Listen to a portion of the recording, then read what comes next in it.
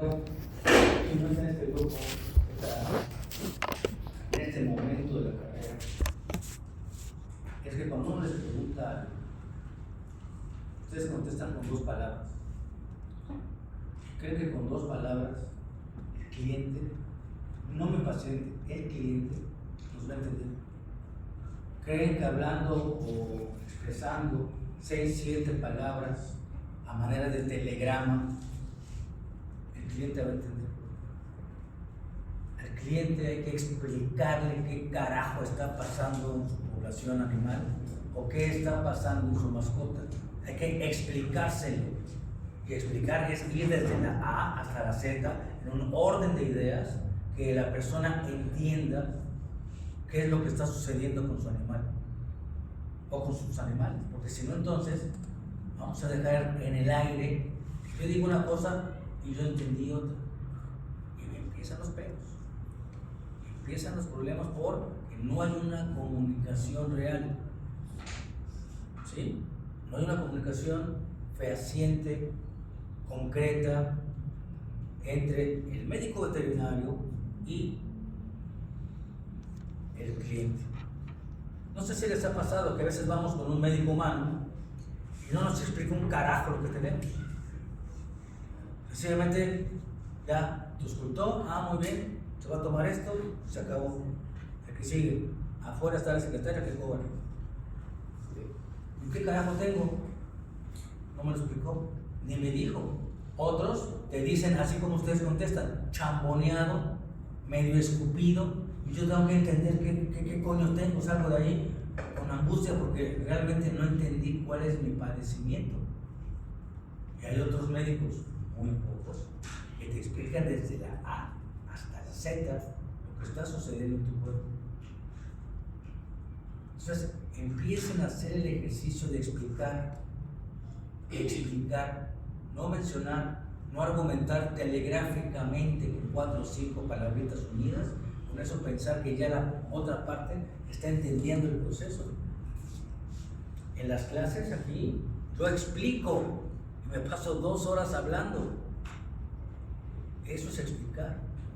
Si no, solamente les diría, esto es de veterinario, se acabó, siguiente punto. ¿Y eso qué es? No sé, pero era cosa de veterinarios y cerdos. ¿Sí? Entonces, empiecen a hacer ese ejercicio de ordenar sus ideas, porque la idea te la va a dar el conocimiento del tema. Si tú conoces el tema, si tú dominas el tema, manejas el tema, entonces vas a tener argumentos para poder armar una explicación. Pero si tienes un conocimiento muy vago, muy sombrío, pues sí, o cantinfleas o mandas un mensaje telegráfico. Llego mañana a 12 horas p.m. y adeo. Así como recuerdo que en mis tiempos de niño llegaban los telegramas.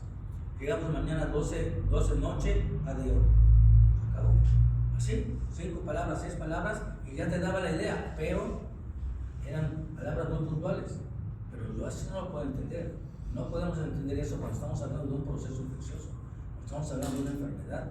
¿Qué va a pasar? ¿Qué le causó? ¿Cómo está su animal en ese momento? ¿Cuál es el pronóstico que va a tener? ¿Por qué vamos a dar este esquema terapéutico? ¿Por qué no vamos a dar este esquema terapéutico?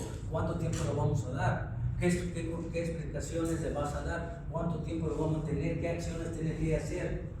Todo eso hay que explicarle al cliente. Todo eso. Y en la ganadería o en las especies de interés pecuario se complica porque generalmente no hablamos con el dueño, hablamos con el encargado de los animales, que con el debido respeto no están muchas veces a la altura del conocimiento, son muy empíricos y su nivel de educación es muy inferior al de nosotros. Entonces entienden las cosas a su manera, y si tú cantinfleas, yo entiendo o me entiendo lo que tú me estás diciendo. Luego al día siguiente las cosas no se hicieron bien, hay reclamos de tu parte y el otro otra vez dice, espérame médico, es que eso fue lo que yo entendí. No hay que dejar las cosas en el aire, hay que explicarlas muy bien, hay que mencionarlas, hay que dejarlas claras. ¿Sí? Empiecen a hacer el ejercicio de explicarse.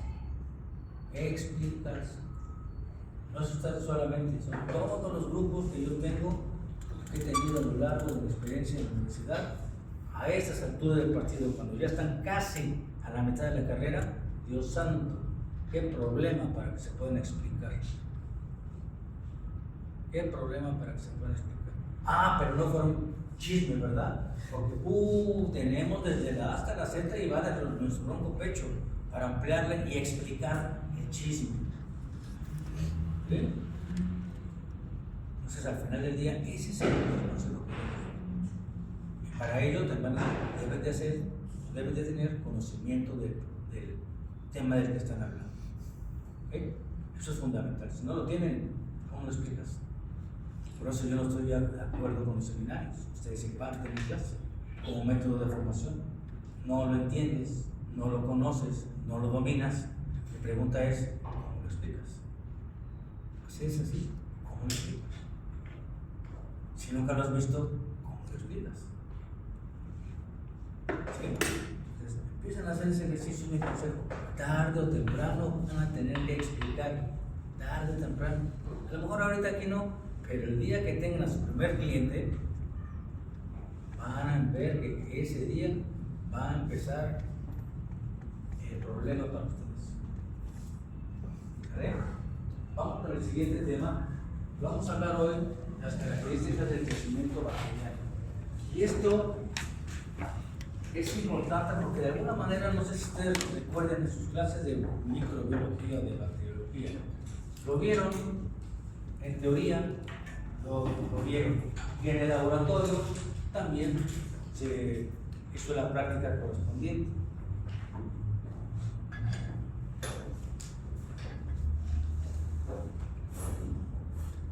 El crecimiento bacteriano, esta duplicación que van a tener las bacterias, lo vamos a ver expresado en algo que se llama curva de crecimiento bacteriano. Así. Y esto es un evento que se da de manera normal. Ya vimos que la bacteria se va a duplicar cada 20 minutos. Entonces, si nosotros fuéramos graficando fuéramos graficando ese crecimiento bacteriano, pues nos va a dar un esquema, una figura así. 1, 2, 4, y aquí se va duplicando.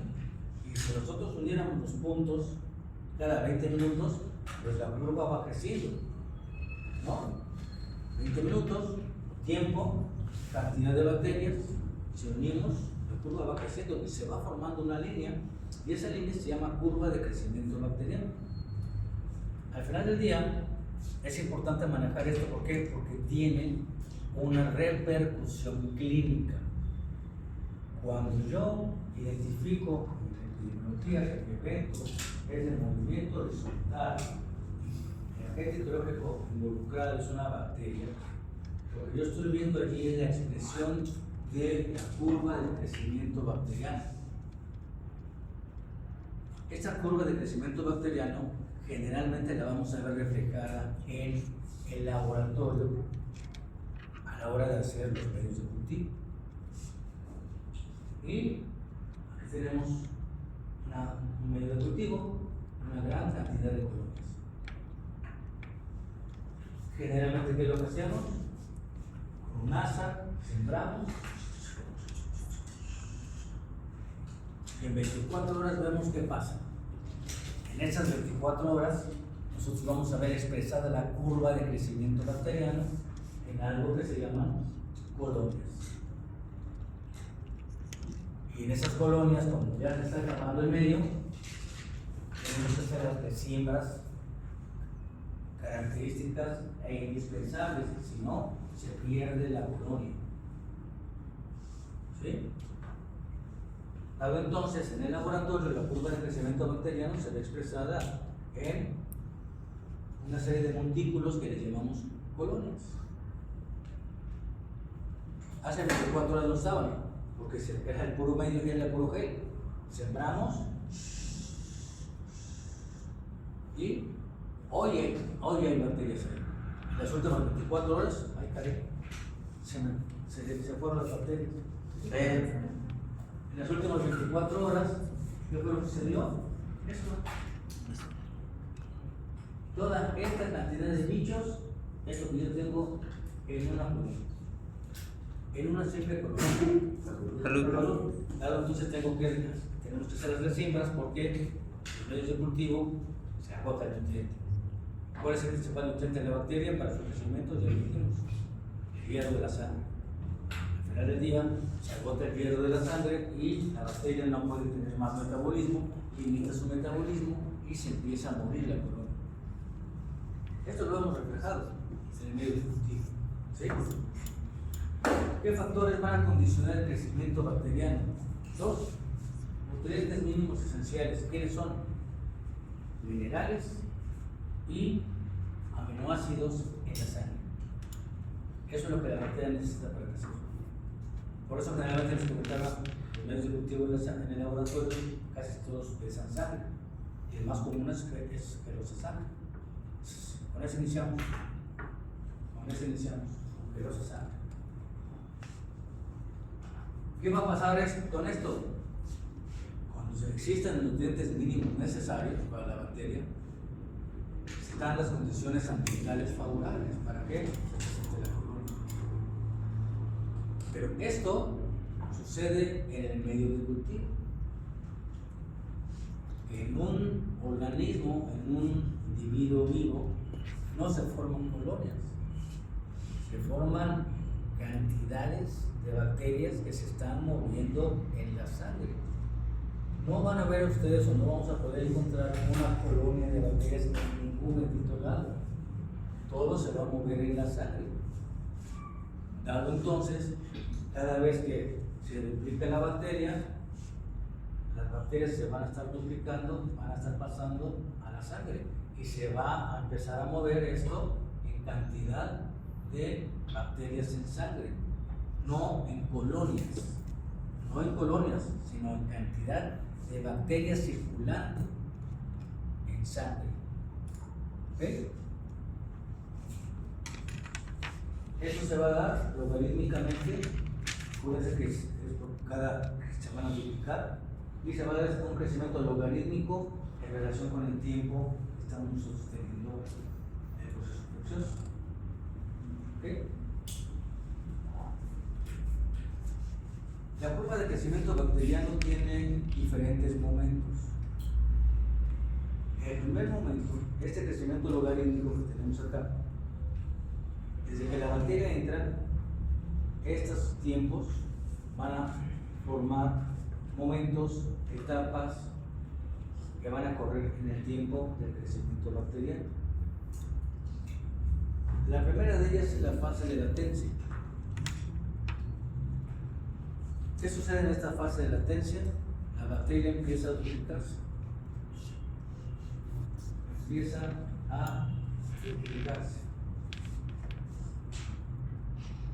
Aquí, ¿qué vamos a tener?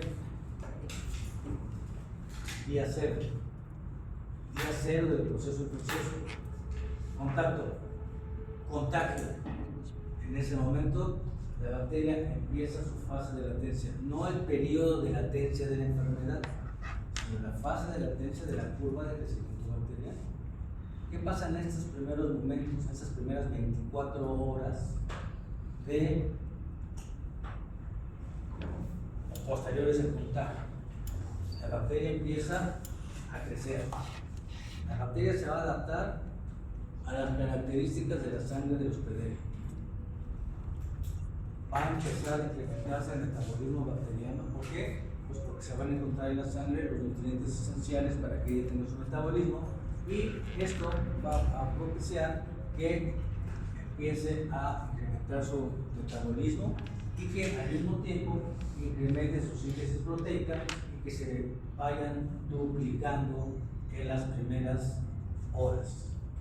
Vimos ese ejercicio, esa lámina, ¿se acuerdan?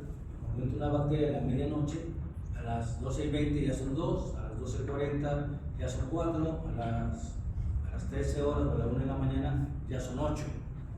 ¿Sí? Eso es lo que sucede las primeras 24 horas post-infección. La bacteria entra en su etapa de fase de latencia, y eso sería aproximadamente aquí. bacteria tuvo su etapa de latencia y empieza a multiplicarse. Esto es lo que sucede en esta fase de latencia, que en el tiempo de la enfermedad bacteriana estaríamos hablando de las primeras 24 horas post contagio. ¿Sí? El siguiente evento que se presenta en la curva de crecimiento bacteriano es el crecimiento exponencial. En este crecimiento exponencial vamos a ver que la cantidad de bacterias se va a crecer exponencialmente. Y en el tiempo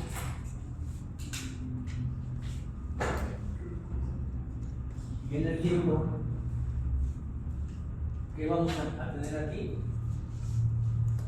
Un incremento en la velocidad de la división celular y una duplicación exponencial de colonias en el medio, aquí en sangre, una duplicación exponencial de individuos, de bacterias. ¿Ok?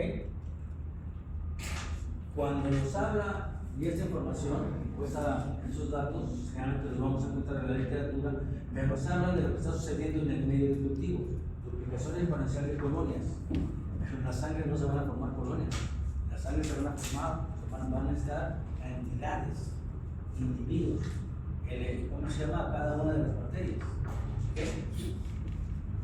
¿Qué va a pasar en el tiempo en horas? Primeras 24 horas post contagio, de 2 a 9 días post contagio. Estamos hablando del curso o del proceso de la enfermedad. La latencia son los primeros 10 días de la enfermedad, los primeros 9, porque generalmente al día 10 rompe y encontramos la fase del periodo de incubación. ¿Qué va a pasar aquí? Los primeros 9 días después del contagio,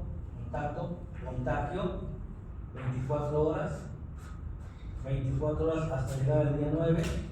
Todo esto es la latencia, el periodo de latencia de la enfermedad. Y en ese momento las bacterias están en un crecimiento exponencial.